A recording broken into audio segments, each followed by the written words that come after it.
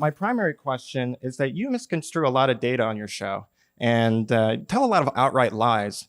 And you did a lot so here, but you talk a lot about rationality and a good discussion and a lot of reasonable stuff. But it was curious, when you were talking, I didn't hear any science. I didn't hear any rational discussion. And if you want to have rational discussion, say about, I don't know, climate change or transgenderism, I actually have studies here. I mean, that would take too much time, but I don't know how much you'd be interested in that. Give an example of a lie that I said. The 6,000 kids you said that were given hormone blockers because of some trans conspiracy. I corrected that the next day when the news was corrected. Yeah, well, corrected, but it was in the study. You said it was a trans activist or some trans conspiracy. No, I said it was a drug that was used for transgender kids, which is true. And I said that it had caused 6,000 deaths, which is true. But what I misspoke and what was misreported in the news is that all 6,000 were kids. And that obviously was not true. And I corrected it on my show the next day. You can't dispel the rationality here. It's your responsibility. Well, I think it's very rational to correct yourself when you make a mistake. And that's why I do it every time I can.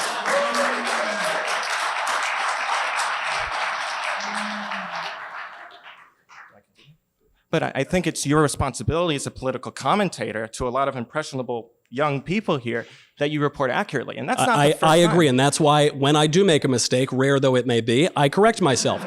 Is there an example? You said I told a lot of lies tonight. What would be an example of that? Lies tonight? Well, no, you didn't say lies tonight. You lack rationality. You didn't cite any evidence to talk about the climate change. I said that the mankind is not going to be wiped out within 20 years because no scientist says... I'm sorry? Science would disagree.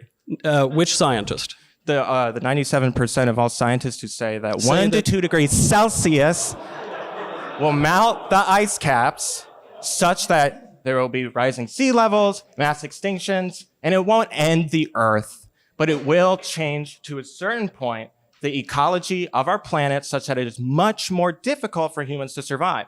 That is the consensus. And a lot of climate change deniers like yourself, like Ben, like Clavin, they perpetuate that this is all a liberal hoax and that science... No, I'm not saying it's a liberal. I mean, it's obviously being pushed by politicians primarily. That's why at the United Nations, it's not... politics. Politicians are going to push political issues. Right, it's politics, not science. That's my point.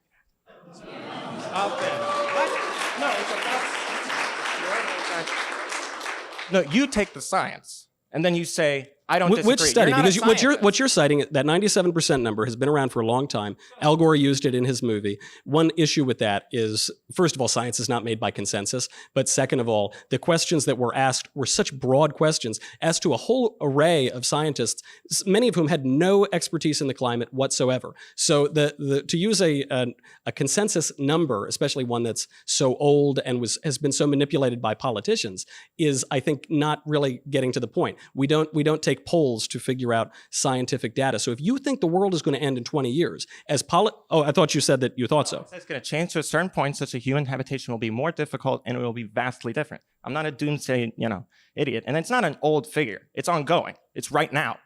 That's a figure is decades old. It's right now. The 97% figure is decades old.